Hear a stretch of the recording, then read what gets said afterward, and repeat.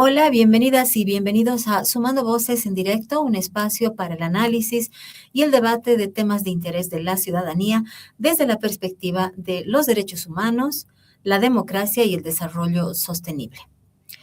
40 días de parálisis, escasez, millonarias pérdidas, tensiones políticas y la sombra de un estado de excepción. Durante casi 2 décadas, Bolivia ha sido gobernada por una alianza entre el Estado, un partido político y las organizaciones sociales. Hoy ese pacto...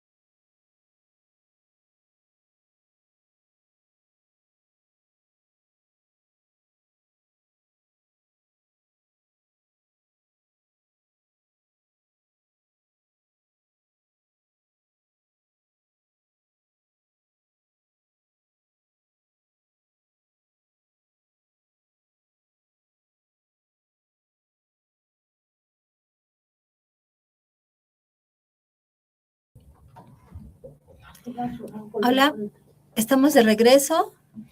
Bien, bien, muchísimas gracias. Jenny, por favor, me corriges. Hemos tenido un problema con el internet. Lastimosamente la señal está con algunos inconvenientes.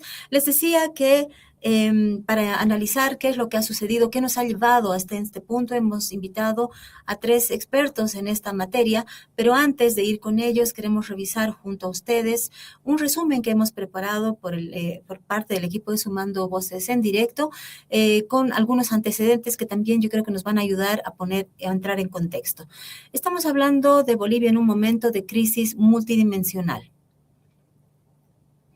El país enfrenta de manera simultánea una crisis económica con escasez de dólares, crecimiento de la inflación y desaceleración económica, pero además una crisis energética que se expresa en problemas de abastecimiento de combustibles y un gas que se agota. La desinstitucionalización del sistema democrático también es un síntoma de esta crisis y la polarización política que se expresa no solamente en las calles, sino también en las redes sociales, un espacio público del que también hay que tomar muchísima atención. Y todo esto se ha visto agravado por 40 días de bloqueos y conflictos. ¿Cómo ha gobernado o cómo se gobernó Bolivia desde 2006? Bueno, se produjo una alianza entre el Estado, un partido político, decíamos al inicio, el MAS, y los sectores sociales. Los aliados estratégicos de entonces fueron los campesinos, los sectores interculturales, cooperativistas mineros, indígenas, juntas vecinales y transportistas, estos 2 últimos actores en las áreas urbanas. Las características de esta alianza y esta forma de gobierno fueron cuotas de poder en el Ejecutivo, en ministerios y empresas públicas, desde donde se definían políticas públicas, representación legislativa, desde donde se aprobaban leyes, influencia en las candidaturas de los procesos electorales que hemos tenido durante ese periodo, y el modelo funcionó además, y esto es un apunte importante, en un momento de bonanza económica que ha cambiado en 20 años. Se han producido cambios en el ámbito social y político. Hoy Bolivia es un territorio más urbanizado, han crecido las ciudades intermedias y ha aumentado la migración, eso lo ha aprobado el censo de 2024. Han surgido nuevos actores económicos y se ha expandido además la economía formal, que sabemos que supera el 80% en todo el país. Y en lo político hay menor cohesión dentro del bloque popular, nuevos liderazgos, mayor autonomía de parte de las organizaciones, y esto se expresa en disputas internas por la representación y probablemente recursos. ¿Qué ha pasado con este cambio? Los sectores que ya no dependen de un partido gobernante para ejercer influencia, podríamos decir que se han organizado de la siguiente manera: cooperativistas mineros, organizaciones campesinas hoy movilizadas, la Central Obrera Boliviana, por su parte, habrá que ver claramente cuál es el peso que tiene, sectores de transporte y grupos cocaleros. ¿Qué tienen como estrategia y fortaleza, vamos a decir así, todas estas organizaciones? Capacidad de movilización y de bloqueo, organización territorial y capacidad de afectar la economía y la política, como claramente lo hemos visto en estas últimas semanas.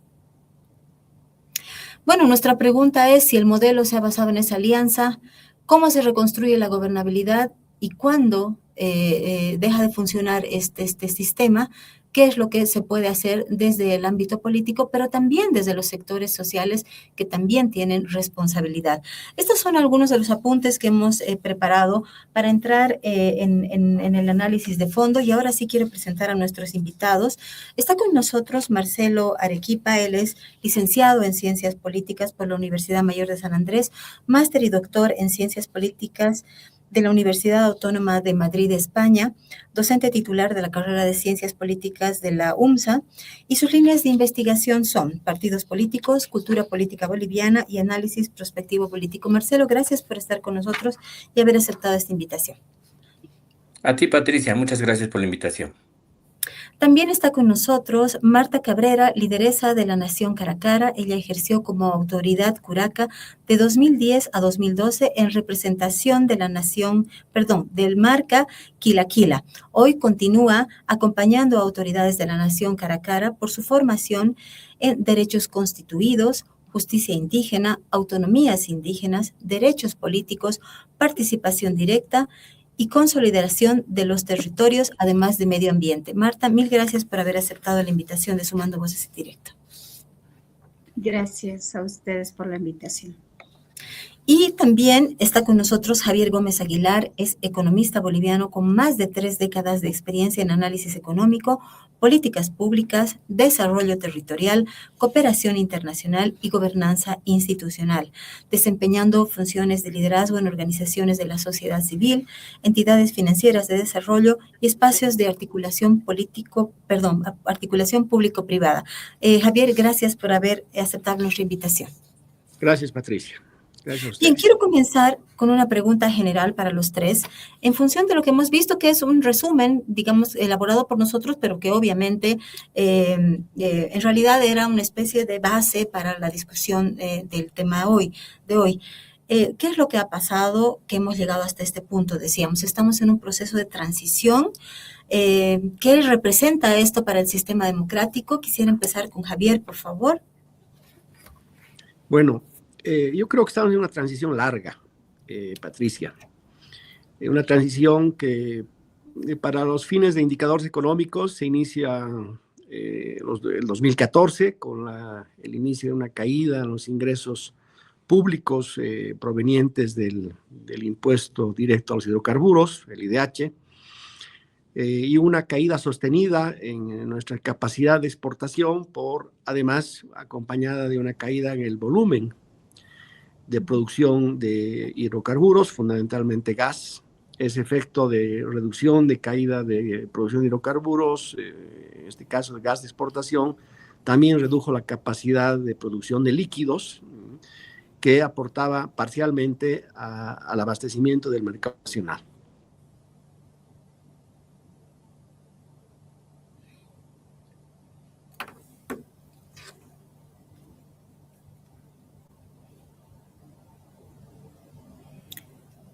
Disculpen, tengo un problema con la conexión de Javier. ¿Ustedes les pasa lo mismo, Marcelo? ¿Marta? Sí, se ha congelado. ¡Ay, qué pena! Sí. Bueno, mientras Javier regresa a la sala, ¿podríamos ir contigo, Marcelo, por favor? Sí, gracias. A ver, unido a la idea de que vivimos efectivamente un proceso de transición que va a dar inicio a un nuevo ciclo político, que todavía no está definido exactamente cómo va a ser este nuevo, pero creo que ya hay algunas pautas, ¿no? Algunas señales que nos están dando el tiempo que estamos viviendo. Y esas pistas tienen que ver con el hecho de ya no pensar solamente en atender, y lo digo para el siguiente gobierno que venga, no para este, ya no pensar solamente en atender la crisis económica, sino también en tener otro mandato más, el mandato de orden. ¿Quién pone orden en el país? Creo que esa es otra pista importante que nos está develando un poco cómo va a empezar a crearse o cómo va a surgir el siguiente ciclo o político que vivamos en Bolivia. Y obviamente, con todas las cosas que llevamos arrastrando de nuestro pasado, no podemos prescindir de algo que de alguna forma estaba presente en las láminas que tú mostrabas, Patricia, que es este país no puede prescindirse en gobernar con los sectores sociales, pero también con los sectores empresariales y la agroindustria. Es decir, tienes que trabajar con ambos, tienes que gobernar con ambos sectores. De otra forma, lo que te va a pasar es, a la inversa de lo que hoy día le está ocurriendo a Rodrigo, es, por ejemplo, lo que le ocurrió a Luis Arce, que era por una torpeza de no querer trabajar con los sectores agroindustriales y con los empresarios, pues tuvo, ¿no es cierto?, un momento también complicado porque la especulación económica fue muy fuerte. Y hoy día Rodrigo está decidido más bien a hacer las cosas a la inversa, que es pelearse de manera constante con su propia base electoral, que son esos sectores que le han votado. Solamente para redondear esto y dar el dato, en San Julián, que es donde hemos visto el fin de semana los hechos que han ocurrido, en la primera vuelta electoral el año pasado, a Rodrigo y a Edman Lara le han votado más del 50%, es decir, de la gente que de ese municipio le ha votado. Y en la segunda vuelta electoral todavía ha sido más contundente el dato. El 81% de la gente en San Julián le ha votado a Rodrigo y a Lara.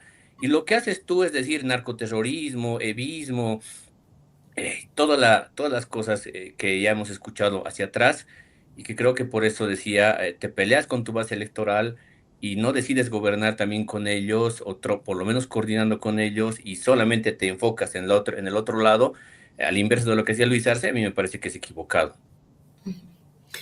Marta, ¿cuál es tu análisis al respecto? ¿Qué es lo que ha sucedido para que hayamos llegado a este punto? ¿Hay siempre una fractura de este, si podemos llamarlo, el pacto social? Bueno, desde mi mirada como mujer indígena de la nación Caracara, pues yo puedo compartirles el análisis que hago. Es que realmente esta transición que se está viviendo en el país, veo que no hay esa conformidad de aquellos quienes más del 50% hemos votado para el Rodrigo Paz, para que llegue a este poder. Pareciera que ha habido unos pactos con las organizaciones sociales. Se equivocaron tal vez, no lo sé, pero hay esa desconformidad. Si bien se vive ahora en crisis Bolivia económica, política, esto no es reciente, se ha venido arrastrándose esta crisis económica. Falta de dólar, combustible, hemos vivido ya, son más de 3, 4 años, este problema ya se vivió, no es de la noche a la mañana. Eso es lo que no se está entendiendo, comprendiendo los sectores sociales del país. Creen que en 5 meses el problema que se ha arrastrado puede resolverse. Eso es imposible. Sino, como ciudadanos bolivianos tenemos que aceptar la realidad que se vive en Bolivia. Estamos en crisis económica. Porque todos los derechos, sectores sociales, seas campo, ciudad, ya está establecido en la Constitución. Lo que deberíamos ocuparnos es ejercer ese derecho, pero en el marco de respeto a la vida. Como las naciones y pueblos indígenas somos muy respetuosos con los derechos humanos y principalmente con la vida. ¿Y qué se está viendo ahora en el país? Realmente se está atentando, o sea, inicia mi derecho y atento contra otro derecho. Creo que eso no está bien, porque el modelo económico del país ya está en la Constitución, está reconocido, modelo económico privada, estatal, la cooperación social y pueblos indígenas. Pero ¿qué pasó aquí? Lo que molesta a la nación Caracara, a nosotros, que en todo sector social tienen que implicar y mellar la dignidad de los pueblos indígenas. Y es más, nos hacen ver a nivel mundial que en el poder hayamos estado 20 años, que hayamos hecho desfalco total del país en la parte económica. No es así. Si no, nos molesta la nación Caracara que nos use siempre las naciones y pueblos indígenas. No es cierto. Los bloqueos que realmente están atentando la vida con no tiene ese fundamento de que se le esté vulnerando su derecho, es mentira.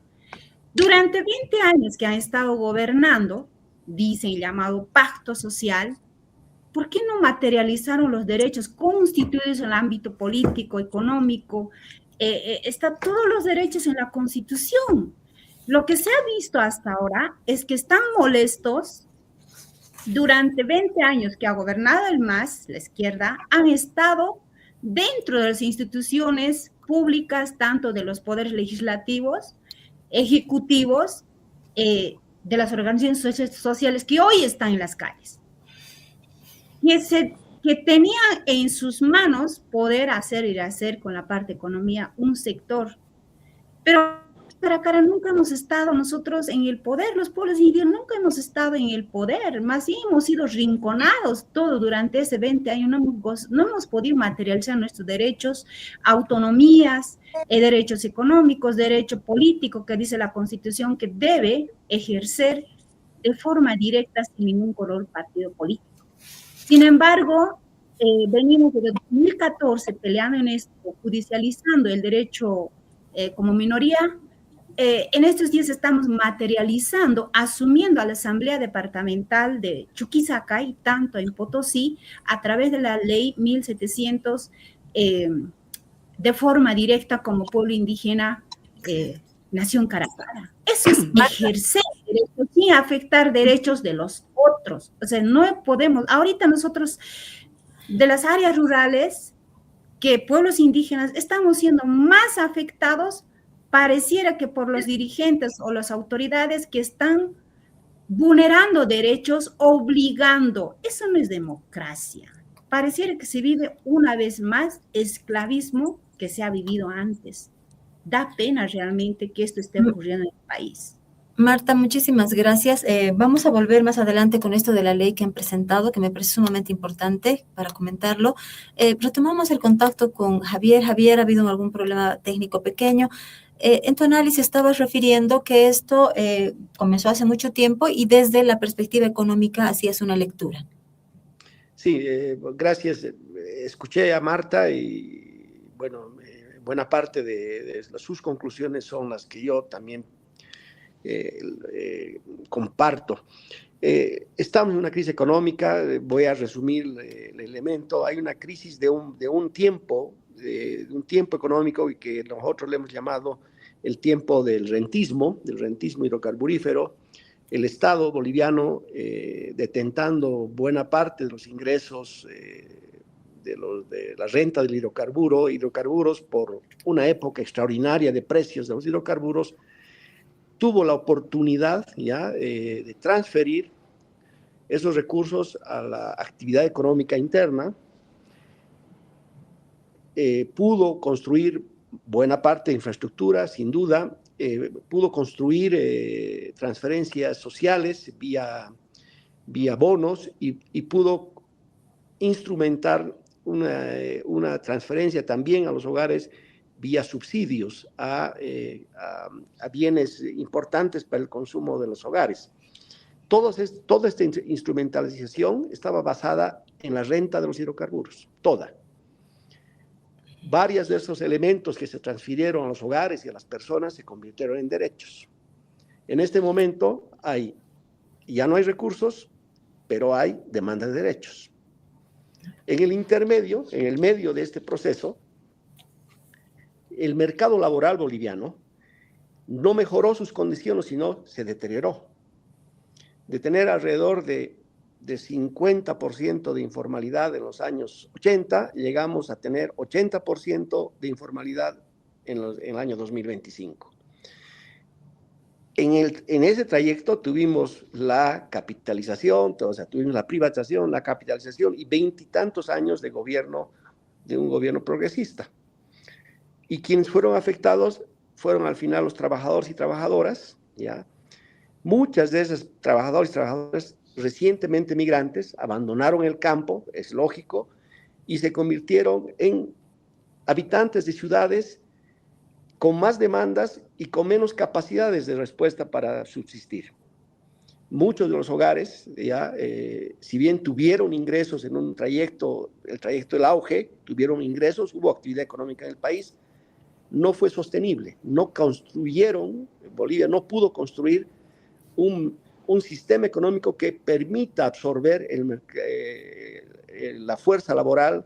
Estamos con todavía bono demográfico, o sea, una fuerza laboral muy joven, ya, muy joven, que se empleó en el área de servicios, los áreas de servicios, estamos hablando de comercio, de transporte y otras actividades de servicios, y también tuvo al Estado como un gran empleador, ¿ya?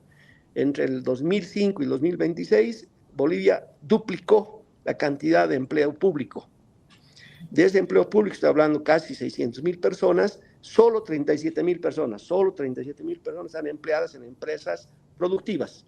Las demás podemos llamar son salud, educación, Fuerzas Armadas, policía y burocracia pública. Entonces, lógicamente, los jóvenes, al no tener grandes expectativas, posibilidades de empleabilidad formal, son parte, en buena parte, son comerciantes, son transportistas, en este momento ya son trabajadores de los deliveries, son migrantes o alguna expectativa de ser funcionarios públicos. Entre la tensión entre crisis económica, crisis de empleo, crisis de ingresos, es alimentada a intereses políticos que no están viendo ninguno de los lados, ninguno de los componentes políticos, no está viendo la salida de un largo trayecto de rentismo a una nueva economía del país que le permita a la gente reproducirse socialmente. Entonces estamos viviendo una larga crisis económica con una incapacidad del sistema político para proponer una salida de largo plazo y las necesidades y los derechos de la gente insatisfechas. Eso está componiendo esta situación tan dramática que está viviendo el país en estos días. Claro, o sea, no basta solo la lectura política, ciertamente es muy pertinente este análisis económico que hace Javier. Hay un sistema, ¿qué rol están cumpliendo en este momento las organizaciones sociales, Marcelo? Pues el rol que cumplen, creo yo, es el que ya, digamos, se ve, digamos, verificado en una vieja tesis sociológica que tenemos en Bolivia, que es Bolivia se caracteriza por ser un país con un Estado débil, pero con una sociedad civil fuertemente organizada y movilizada, ¿no? Y en ese escenario que tenemos, pues aquellas organizaciones sociales, comités cívicos, sindicatos, que pueden tener una forma o mecanismo de movilización y que pueden rearticularse, lo han estado haciendo en este último tiempo, ¿no? Fíjense, por ejemplo, cómo la COP revive en este último año, ¿no? Reviven los ponchos rojos, reviven las Bartolinas. De la CESUD-CB hasta ahora no sabemos casi nada, pero si uno pudiera, digamos, poner un poco en el mapa, uno ve una COP, unos ponchos rojos y unas Bartolinas en la parte occidental, y también uno mira hacia los valles, a los cocaleros, y también uno mira hacia el oriente con el Comité Cívico de Santa Cruz, como el espacio, si quieres, multisocial en el que está bastante activo, como el espacio en el que también hay que considerarlos como actores de veto en el país, que pueden generar un contrapeso a esto que se conoce como la gobernabilidad institucional formal, ¿no? O sea, no basta solamente con tener control en el legislativo, tienes que tener también un pie en la calle, tienes que tener una conexión con estos sectores sociales, ¿no? Y estos, además, que se han ido renovando. A mí me llama mucho la atención una cosa, que solo lo planteo como hipótesis. Me da la impresión que el mundo social, en el sentido amplio de la palabra, todos los que acabo de nombrar, se han estado reactualizando, se han estado remozando, se han estado renovando antes que los partidos políticos. O sea, yo no veo una efectiva renovación en los partidos políticos, a diferencia de lo que sí estamos viendo en las organizaciones sociales, por lo menos las que están hoy día en la primera fila de la discusión de la opinión pública. Ahí sí veo, y eso debería ser un dato que tendría que llamarnos la atención. ¿Por qué el mundo, el campo multisocial o multisocietal, es el que se está renovando y por qué el campo formal e institucional de los partidos políticos hasta el día de hoy se resiste en renovarse? Por eso el papel que ocupan hoy día las organizaciones no es menor. O sea, nos puede gustar o no la COP, nos puede gustar o no los ponchos rojos, pero hay algo que está ocurriendo ahí abajo. Y hay algo que efectivamente, más o menos como uno ve, ese movimiento está ocurriendo desde abajo hacia arriba, no desde arriba hacia abajo. Y ese es un dato que para lo que significa el futuro de lo que viene hacia adelante con otro ciclo político, debería ser tomado en cuenta. Quisiera darle la palabra, con el permiso de Marta, a Javier, porque en un momento tiene que dejar la sala.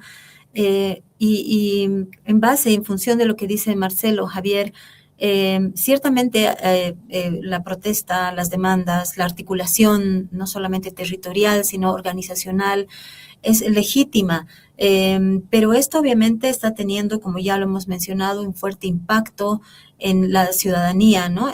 Particularmente ha pasado con La Paz y el Alto, y en La Paz y el Alto también tenemos una fuerte migración poblacional que no se necesariamente no se identifica, digamos, con estas movilizaciones. ¿Qué análisis tienes al respecto?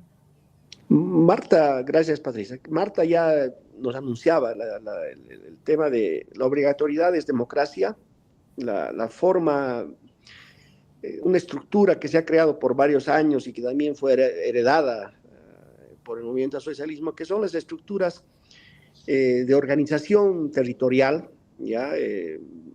Llamadas los sindicatos agrarios, las federaciones, y los mecanismos que se han creado casi similarmente en las ciudades.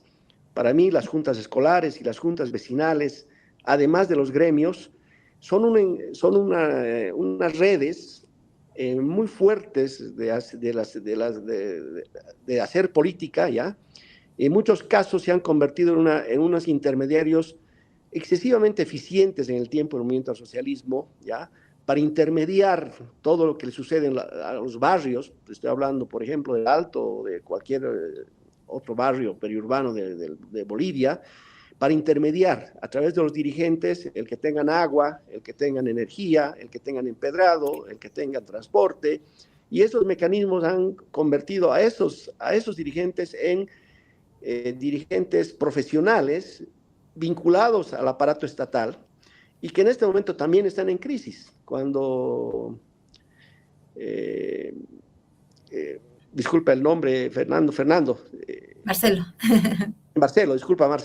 Marcelo plantea que hay una renovación desde abajo, ¿ya?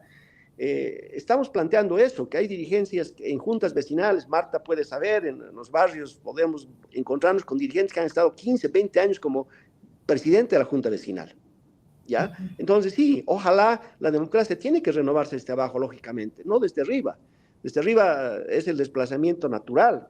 Desde abajo sí se está renovando, pero se está renovando con dirigencias que todavía tienen, o sea, jóvenes, que todavía tienen expectativas de ingresar al mercado laboral, a un mercado laboral que es excesivamente precario, y que la expectativa de ser dirigente y después funcionario, o ser concejal, o ser director o lo demás, es una expectativa que sí se ha creado en los últimos 20 años y que no va a poder ser resuelta en un Estado que tiene menos recursos que en la época del rentismo hidrocarburífero. Entonces estamos en un dilema. Las expectativas de la gente son altas, se está renovando la política desde abajo, las dirigencias intermedias están movilizando todo su aparato, sus recursos para bloquear, ¿ya? Para impedir que hayan transformaciones más profundas de la sociedad y que comencemos a discutir qué salidas tenemos como economía del país. no solamente tiene que ser una discusión sobre si somos o no propietarios del litio. Tenemos que discutir seriamente sobre 6 millones de personas, ¿ya? 6 millones de personas que requieren trabajar, que sus ingresos están por debajo, en la mayoría de los casos, 50 y tantos % tienen ingresos por debajo del salario mínimo nacional, ¿ya? Tienen que hacer multiactividad, o sea, tienen que hacer muchos trabajos, y en muchos casos los jóvenes no pueden abandonar sus hogares o han retornado porque no tienen la capacidad de sustentar su vivienda. Encima tenemos crisis por los bloqueos y por la crisis del déficit fiscal, tenemos crisis de servicios. Los sistemas de salud están totalmente abarrotados. La gente, si tiene alguna enfermedad crónica o tiene una enfermedad grave, por ejemplo cáncer, que se ha incrementado mucho los casos de cáncer en el país, se muere. Así, claramente se muere. El SUS es solo un respiro. No ha resuelto el problema grave de salud que tiene Bolivia. Entonces, tenemos problemas de alta precariedad laboral, tenemos bajos ingresos, que son respondidos con la gente con sobreexplotación, que van a trabajar a lugares insalubres y peligrosos, por ejemplo, la minería, ¿sí? O, por ejemplo, conectarse con la economía ilegal, porque no tienen alternativas. Y como les decía, una alternativa se convierte en el empleo público. Entonces, hay una dirigencia que no está discutiendo el futuro del país del futuro, está discutiendo el presente de sus empleos. Y ese presente de sus empleos es insostenible y está generando más precariedad en la gente que no tiene ni acceso a la posibilidad de intermediar con el Estado. Muchísimas gracias, Javier. Entendemos que tienes que ir a un compromiso que ya tenías previamente. Agradecemos mucho tu participación. En la medida en que puedas quedarte todavía dentro del programa, Sí, maravilloso. me quedo un ratito más, lógicamente. Perfecto, muchísimas gracias. Marta, Marcelo dice una cosa sumamente importante, y es que en este proceso de desinstitucionalización que se ha producido en el país, ciertamente las organizaciones políticas han perdido no solo legitimidad, sino fuerza, presencia, no se han renovado. Creo que no solo las elecciones nacionales, sino las municipales nos han probado esto, ¿no? Y Marcelo además apunta el hecho de que más bien son las organizaciones sociales las que se han fortalecido y están tomando un rol protagónico fuerte. ¿Cómo ves tú este rol protagónico de las organizaciones sociales? ¿Qué destacarías de bueno y qué crees que no está funcionando bien? Bueno, lo que el rol podía destacar, lo que ahora se está viviendo en el país desde las organizaciones sociales que se ve, como señalaba, del Central Obrera Boliviana y tanto de las Bartolinas y otras, pues yo creo que si bien se están fortaleciendo, pero no tiene una visión, una visión cuál es de su lucha. Todos los sectores que ahora se están rearticulándose, es el único que están pidiendo es la renuncia del presidente. Si bien se logra, hagamos que esto se logre, y va a resolver el problema crisis económico que se vive, Bolivia no hay plata, tenemos que ser realistas. No hay lo que teníamos, el auge que lo habíamos vivido, no hemos aprendido a saber administrar, invertir para vivir de su ganancia. No ha habido eso. Y hay que ser realista.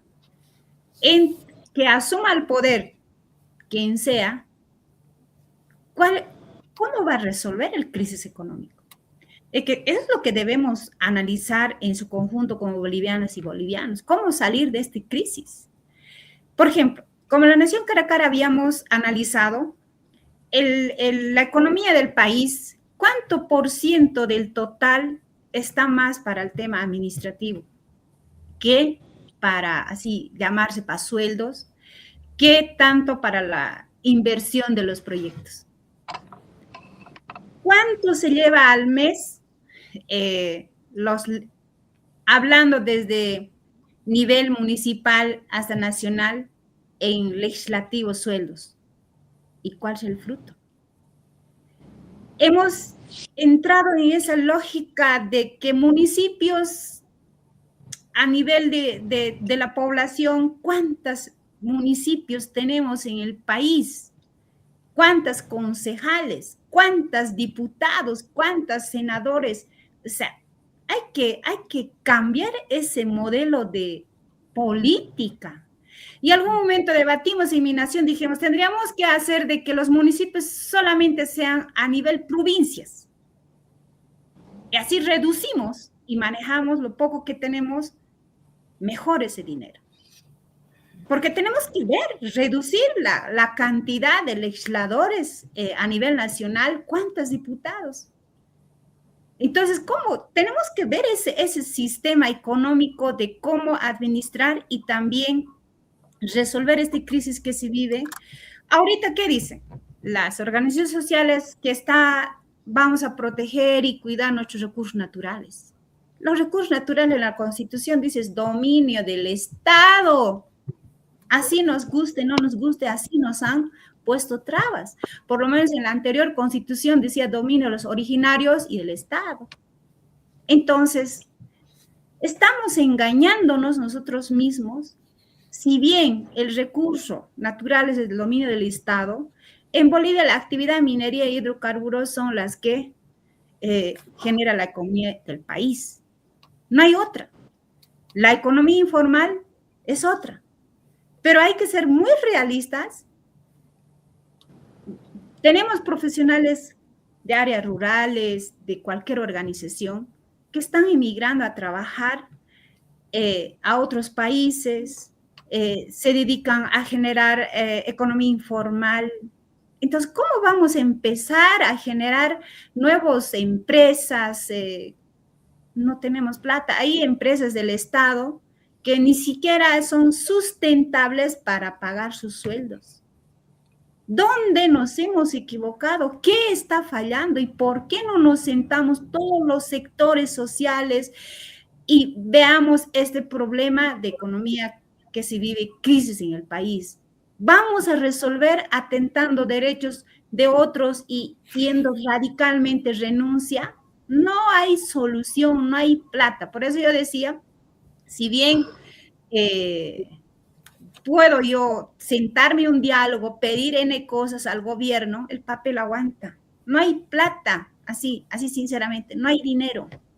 Si no, tenemos que sentarnos, ser realistas, todos los sectores sociales, ser autocríticos. ¿Qué hemos hecho en este 20 años? ¿Dónde fallamos? Y ahora, ¿cómo salimos de esta crisis? Creo que eso es la mejor camino. No hay otra. Pero eso no hay, simplemente aquí hay amenazas y amenazas. No, nosotros como pueblos indígenas legítimos no somos de eso. Como Nación Caracara marchamos el 2019 para hacer modificar la ley marco, la autonomía, 45 días y no hemos atentado a derechos de nadie. Y quienes ahora están en las calles amenazando, atentando, han sido en contra, salieron de nuestra marcha. Pacíficamente marchamos, logramos hacer modificar la ley marco de la autonomía, cuando estas organizaciones a nivel nacional, ¿quién vino? Nos dejaron solos a la Nación Caracara, pero logramos hacer modificar la ley en el marco de respeto con análisis técnico, jurídico, pero no hay eso. Entonces yo creo que tenemos que estamos en siglo XXI, no estamos ya para realmente atentar derechos, democracia, no es la solución. Tenemos que sentarnos todos los sectores, analizar dónde nos hemos equivocado y cómo salimos ahora de esta crisis. Yo veo ese es el mejor camino. Muchas gracias, Marta. Marcelo, en función de lo que decían Javier y Marta, ¿tienen un proyecto ideológico, un programa de gobierno, un modelo? Estos sectores sociales que en el último tiempo ciertamente han cobrado muchísimo poder, obviamente desde lo legítimo, porque han trabajado mucho en ello, pero ¿tienen un proyecto realmente serio de inclusión, de modelo de desarrollo? ¿O circunstancialmente lo único que están buscando son estas cuotas de poder dentro del Ejecutivo y probablemente espacios laborales? O sea, pedirles proyecto político de país creo que no está dentro de el marco en el que se desenvuelven, ¿no? Porque quienes tienen que ofrecer más bien un proyecto político de país son justamente las organizaciones políticas que compiten en las elecciones, ¿no? Y ahí es donde estas en realidad aplican, ¿no? Aquello que proponen, deben administrarlo mediante el manejo del poder. No, no hay otra manera más. Las organizaciones sociales, incluidos sindicatos y comités cívicos, ojo, no plantean más allá de demandas específicas que buscan reivindicaciones de intereses sectoriales que tienen y que buscan que se solucionen, que en muchos casos también tienen que ver con el hecho de que el Estado se haga más presente ahí donde no existe presencia estatal, ¿no? Y eso, claro, a veces se confunde pensando en que las organizaciones sociales son las que le tienen que plantear un proyecto político al país. No va a pasar eso. Para eso vamos a votar los bolivianos, ¿no? Por una opción que ofrezca un proyecto político. Y claramente en las elecciones del año pasado, pues los bolivianos hemos elegido entre dos opciones que era además absolutamente clara, ¿no? La diferencia entre la opción del shock, de las medidas por la vía de Jorge Quiroga, o la opción de más bien de ordenar la economía y que de esa forma las cosas iban a resolver, que es la que nos planteaba Rodrigo, ¿no? Hay que recordar lo que decía, o sea, si no se roba, alcanza, decía, ¿verdad? Parece ser que en realidad esa no había sido la premisa fundamental, entonces que hacer recuerdo de las declaraciones de Rodrigo de que jamás iba a ir al Fondo Monetario y lo primero que hizo es ir al Fondo Monetario, ¿no? Entonces, claro, ahí hay una disonancia, ¿no? Entre lo que se dice y lo que se hace, y no estoy hablando de promesas electorales, porque sería distinto pedirle el cumplimiento de sus promesas electorales, sino más bien estoy viendo la disonancia que ha habido entre lo que ha dicho en tiempo de campaña y lo que realmente está realizando hoy día, ¿no? Lo que hacen las organizaciones en general y el campo que se moviliza es ir incrementando, ¿no? Por eso creo que vale la pena también resaltar algo. Los bloqueos de caminos no aparecen de un día para otro. Los bloqueos de caminos son la expresión más radicalizada, junto con las huelgas de hambre, más radicalizada cuando las protestas no se atienden. Y eso creo que lo sabemos absolutamente todos, ¿no? Tú empiezas siempre pidiendo que tu pliego petitorio se atienda. Cuando eso no se atiende, pues lo que haces es marchas. Y usualmente vamos al centro de La Paz a marchar. Y luego, si eso no se atiende, pues empezamos a bloquear las avenidas, ¿no? Del centro de la ciudad. Y ahí ya vemos, lo experimentamos todos los que vivimos en La Paz siempre. Si eso no funciona, empiezan las medidas más radicales. Entonces, esto es algo que va creciendo en el tiempo. Y el otro ejemplo más para cerrar esta idea es la marcha que vino por la ley 1720 desde Pando y desde Beni. Uno no entiende por qué dejaron que la marcha siguiera desde Pando y desde Beni y llegara con tantos días de trajín, con el cansancio y la factura social que significa hacer eso, para que luego termines por darles la razón y abrogues esa ley. Entonces, claro, ahí más bien creo que de verdad no ha habido un manejo prolijo en la administración de los conflictos. Gracias, Marcelo. Javier, ¿qué se puede hacer? O sea, ya estamos en un momento en que la tensión, las demandas han escalado a un nivel en el que realmente no solamente estamos viendo, decíamos ya, la vulneración de derechos humanos, sino que, y probablemente es una exageración, pero si no un peligro inminente para la democracia, por lo menos sí para su institucionalidad. ¿Qué hacemos? Y yo creo que el tiempo político del presidente ha sido mal administrado, sin duda, de este gobierno. Esa es una discusión que la podemos tener y larga, pero yo creo que lo que no podemos olvidar es que ya estamos viviendo una crisis económica larga, larguísima, ya que la propuesta política del señor Paz haya sido equivocada, no nos quita la necesidad de administrar la crisis económica, ¿sí? Y nos quedan 4 años de gobierno, creo que 4 años o más. el que haya manifestaciones populares y que se sostengan 30 días supone una forma de reproducción de esa protesta social. Y sí supone intereses que no coinciden necesariamente con las necesidades de la población que movilizan. Ahí creemos que todavía hay un secuestro político de las voces de los sectores más empobrecidos del país. Yo creo que ese elemento es un elemento fuertemente en discusión. No podemos discutir solo la política, eminentemente, ¿ya? Que es la representación de los bloqueos y todo lo que vivimos. Debemos ver la economía. Y la economía, ¿ya? Es una economía heredada por ese gobierno, mal planteada en sus primeros tiempos como resoluciones, mal planteada seguramente en su campaña, con ofrecimientos que eran insostenibles, ¿ya? Y que buscaban el voto de los sectores que han sido de alguna manera favorecidos por una época de altísimos ingresos estatales. Pero todos los ciudadanos conocemos, lo ha dicho muy bien la compañera, reconocemos que estamos en un momento de crisis económica. Y solamente si entendemos que ese es el factor fundamental para que la política y el movimiento político y social discuta salidas, vamos a poder organizar el país.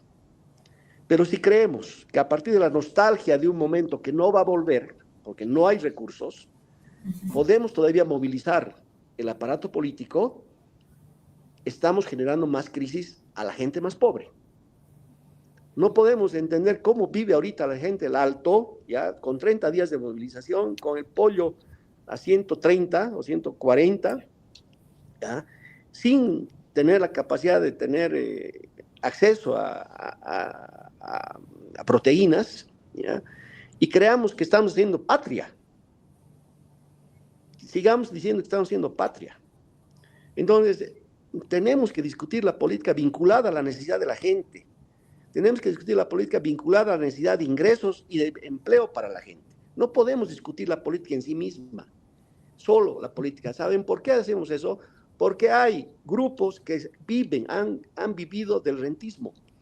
Y como han vivido del rentismo, pueden reproducirse con esos intereses, alargando una protesta social por 30 días. Porque en realidad no están respondiendo esos 30 días a una necesidad concreta de la gente para sobrevivir. La están perjudicando. Están perjudicando a la sociedad, a los productores y a la gente que vive del empleo y del trabajo, en muchos casos informal, Entonces, yo creo que esta visibilización de un gobierno X, sea este, sea Paz o sea otro, que no responde a la dinámica del pueblo, a mí me parece que es fantasioso a razón de querer utilizar la política para intereses particulares. Y ese es el problema que estamos viviendo en Bolivia. No puedo no estar a favor de este gobierno o del gobierno o del partido que ha perdido las elecciones. Lo que a mí me parece extraordinario es que no podamos discutir desde la política el problema económico del país. Seguimos creyendo que la política está desconectada de la crisis económica. Y yo creo que es obligación de todos nosotros discutir la crisis económica del país y poner énfasis en esa discusión y no tanto en las expectativas de si somos o más o menos nacionalistas. Yo creo que ese tema está perjudicando mucho el debate político y económico del país. Gracias, Javier. Quiero invitarles, antes de darle la palabra a Marcelo y Marta, a leer algunos comentarios de la gente que nos está siguiendo a través de nuestro streaming en Facebook. Jenny, por favor, ¿nos puedes dar una mano? Ahí está, Ricardo Marcelo Ruiz López dice, exactamente, señor Javier, todo es laboral, existe una mediocridad dirigencial y la mala formación de dirigentes, opina Ricardo. Señora Marta, ¿hay alguna propuesta para poder reducir personal, así como concejales, asambleístas, etcétera? El hecho que diga que no hay plata, ¿cuál es la solución? Plantea Ricardo. Marta, puede ir pensando una respuesta, por favor, para que podamos seguir leyendo. Jazmín Peñalosa dice, tengo dos preguntas, por favor. ¿Bolivia está viviendo una crisis de representación o una crisis de expectativas incumplidas? ¿La democracia boliviana necesita una reforma profunda de sus instituciones o un cambio en la cultura política de sus actores? Podríamos ir con la anterior pregunta para que responda Marta y esta podríamos pasársela a Marcelo, por favor. Si vuelves atrás, por favor, Jenny, la pregunta acerca de cuál es la propuesta, decía si ustedes tienen una propuesta para la reducción de personal como concejales, asambleístas. Mencionaba Marta que en algún momento se había planteado la probabilidad de que se modifique el sistema y, por ejemplo, hay una administración territorial desde las provincias. Claro que este es un tema complejo de debatir, tendría que ir a la asamblea. En realidad, la constitución tendría que ser cambiada, ¿no? Y pregunta además, Marta, ¿cuál sería la solución si no hay plata, si no hay dinero?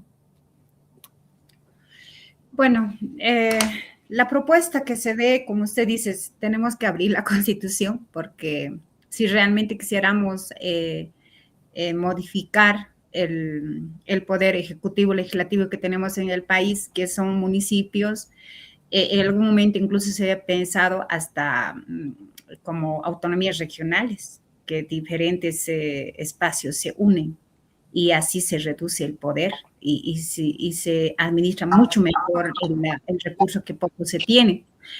Incluso yo veía tanta cantidad de los legisladores de la Asamblea de los Diputados, cuánto dinero se llevan cada mes. Entonces tendríamos que esto debatir y analizar para que la economía que se tiene el país, que tantas deudas y no podemos seguir endeudándonos, hay que debatir ese tema. O los municipios sean en Bolivia por provincias, ¿no? Porque dentro de una provincia están municipios, 2 y más. Entonces, ¿cómo vamos a mejorar la administración, lo poco que se tiene? Y para generar la economía, si bien Bolivia es hidrocarburos y minería, no hubo pues proyectos que hayan implementado nuevos proyectos en la perforación, nuevos pozos, para que sigamos teniendo ingresos. No hubo y no hay. Si bien no hay la seguridad jurídica, no se brinda en el país, muchas empresas extranjeras no quieren invertir. Entonces, ¿cómo salimos? ¿O nos vamos a seguir endeudándonos de la deuda que ya ni siquiera nos quieren prestar? ¿Cómo salimos de esto? Entonces, tenemos que ver, como decía nuevamente, el modelo económico. Si bien el actual presidente ha improvisado, creo, sus propuestas políticas, no ha visto en la realidad, no se ha basado en la realidad que se vivía y ha improvisado, y eso no está cayendo bien a todo el sector social, y queremos solución de inmediato, y eso no se va a poder. ¿Y por qué nos hemos callado? Hace 5 años atrás, 10 años atrás, hemos estado contentos. ¿Acaso no nos hemos dado cuenta que ya estábamos viviendo en crisis económico ya con préstamos? ¿Por qué nos callamos y por qué ahora queremos resolver en unos cuantos meses? Si bien hemos estado en poder, así se conoce, organizaciones sociales quienes están ahora en las calles en el poder, y por qué no hemos administrado de la mejor forma la economía del país. Gracias, Marta. Marcelo, creo que nos ayudarías mucho respondiendo a estas preguntas de Jazmín Peñalosa, que dice, ¿Bolivia está viviendo una crisis de representación o una crisis de expectativas incumplidas? Es una de las preguntas. Y la segunda es, ¿la democracia boliviana necesita una reforma profunda de sus instituciones o un cambio en la cultura política de parte de los actores? Creo que hay dos dimensiones ahí. La primera es el comportamiento, digamos, de la sociedad en general Marcelo, estás con democracia. El micrófono apagado. No. ¿Aló? Yo No, le estaba escucho, yo le escucho. encendido, ¿no? ¿Sí? Ah, ya. Sí. Decía, existen, digamos, como dos dimensiones, ¿no? Una es el comportamiento político de la población en general en un sistema democrático, que creo que a todas luces, a día de hoy, podemos entrar en un consenso, que es la sociedad boliviana tiene un ADN profundamente democrático. Los problemas políticos de verdad los hemos terminado por resolver en las urnas y hemos esperado de parte de los políticos que hagan su tarea a partir de ahí, ¿no? Y son los políticos, la clase política en general, quienes no están haciendo su tarea.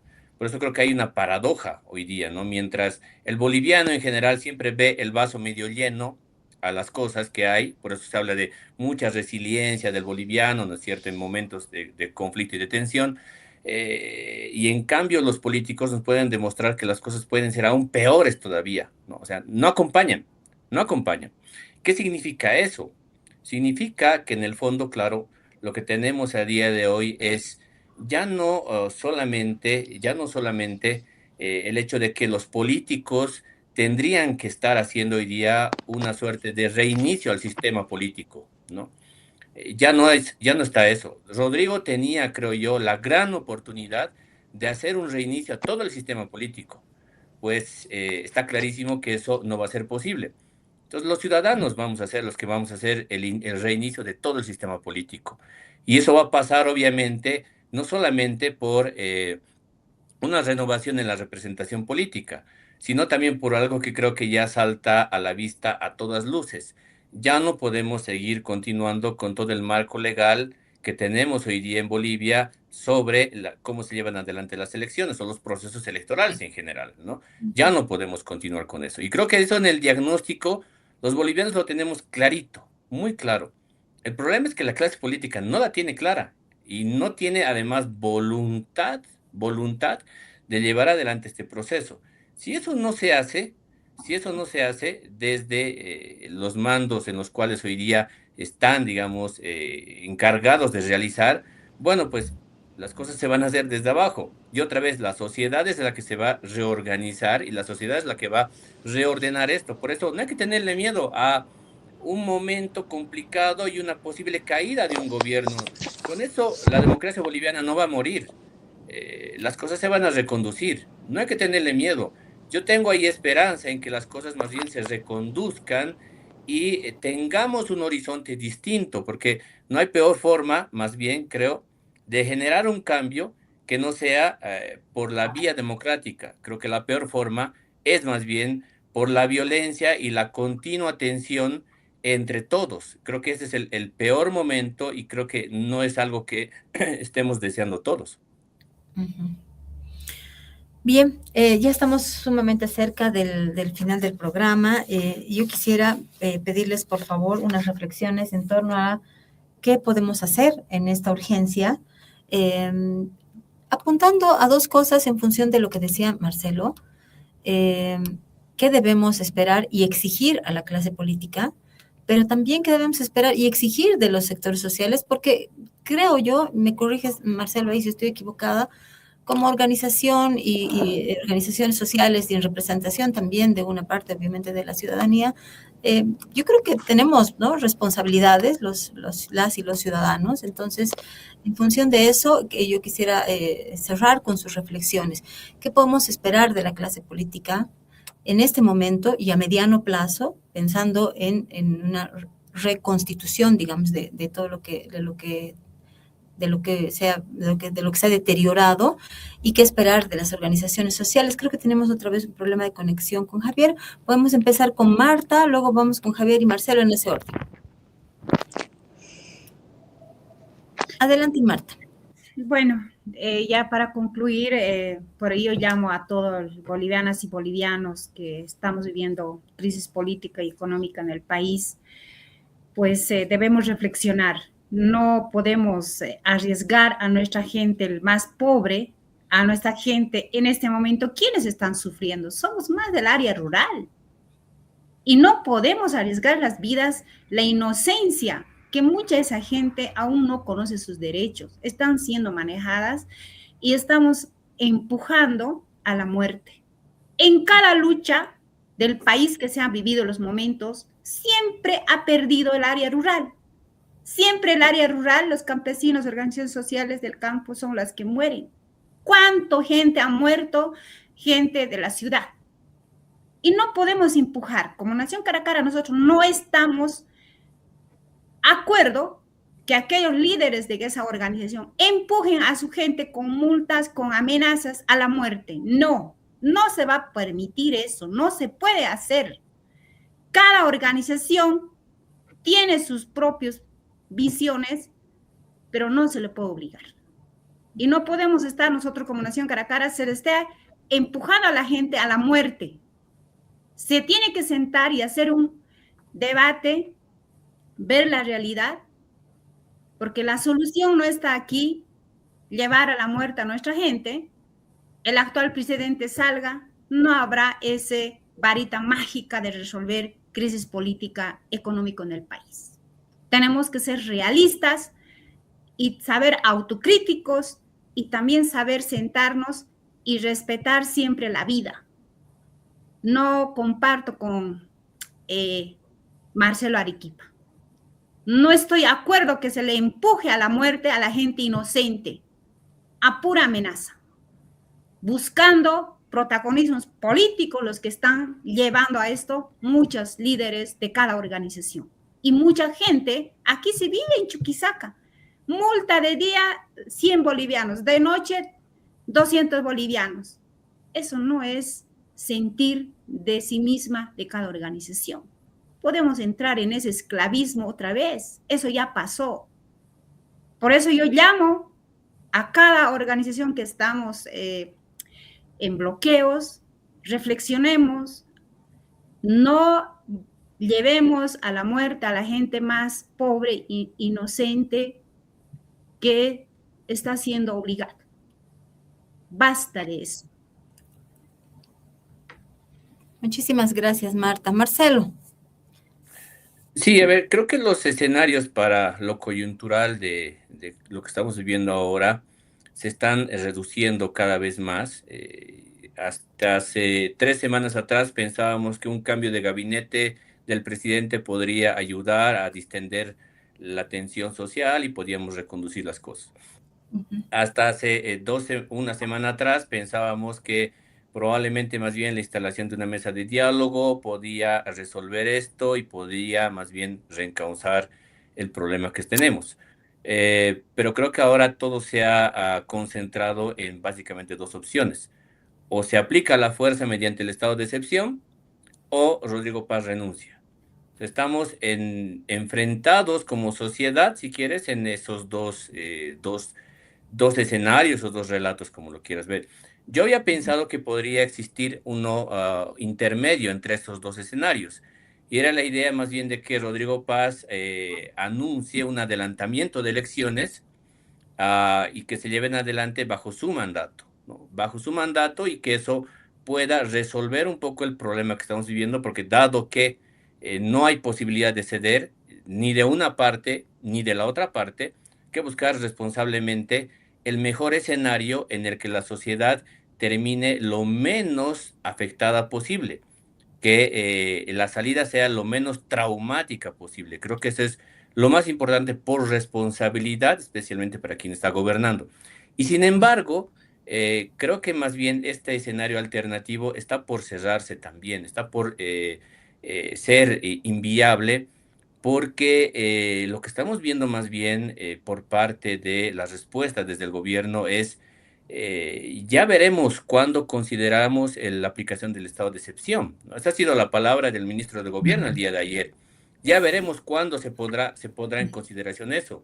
O sea, y ahí lo que uno se pregunta como ciudadano es, ¿cuándo se va a poner en consideración? ¿Cuando la fila del combustible de la ciudad de La Paz llegue hasta Patacamaya?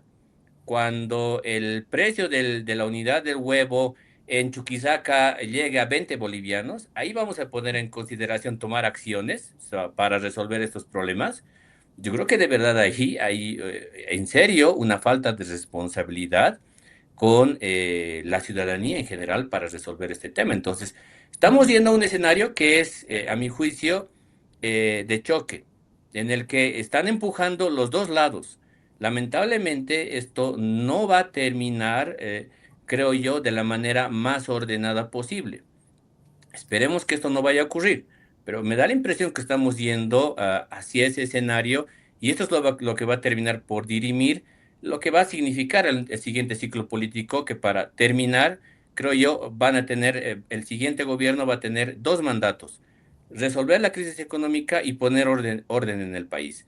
Y cuando digo orden, no es la fuerza, no es la violencia, ojo, sino es entender cómo funciona este país y trabajar y administrar en función de eso también. Sin embargo, Marcelo, quisiera apuntar algo al respecto. O sea, ¿qué nos garantiza que en el supuesto de que hubiera una nueva elección, las cosas van a mejorar? No hay dinero, vamos a perder tiempo. El sistema político no está preparado, y tú lo decías desde el inicio, para brindar estas garantías. O sea, ¿a quién se puede elegir? No estoy pidiendo nombres, estoy preguntando, obviamente, metafóricamente, ¿qué opciones reales tiene el país de salir de este agujero?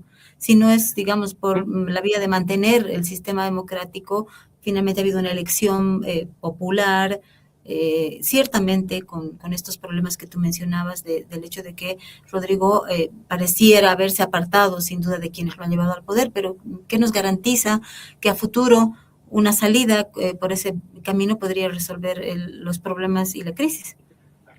Mira, dado el mandato que acabo de pensar que va a recibir el siguiente gobierno, que es orden y crisis económica, y además el escenario ahorita, ahora mismo en ese bloque, digamos, denominado como de izquierda, donde no existe representación política partidaria contundente, con personalidad, con liderazgo que vaya, digamos, a ganar alguna elección, no creo que vaya a ocurrir eso.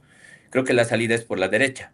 O sea, me da la impresión que más bien, como dice el viejo refrán, el diablo no sabe para quién trabaja, pues los que están ahora movilizados, los que están generando el escenario de tensión y de conflicto en el que estamos viviendo hoy día, están abriendo la compuerta para que en la eventualidad de que existan nuevas elecciones, alguien de la derecha gane y cumpla ese mandato de orden y de resolución de la crisis económica. Yo no veo, sinceramente, condiciones para que alguien de la izquierda o de ese bloque popular hoy día gane porque está vacío, no existe ahí. Hay representación social, pero no hay representación política partidaria.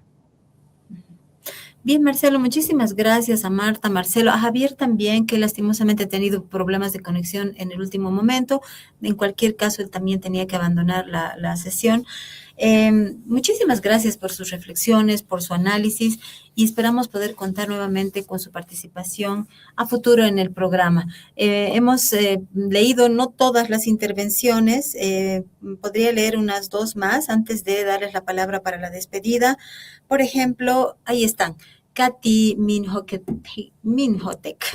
nos dice, hay que considerar que muchas organizaciones de la sociedad civil, entre ellas las más grandes como la COP, la Federación de Trabajadores Campesinos, FENCOMIN, etcétera, dice, están identificadas con el MAS y han aprovechado de un modelo prebendal por 20 años.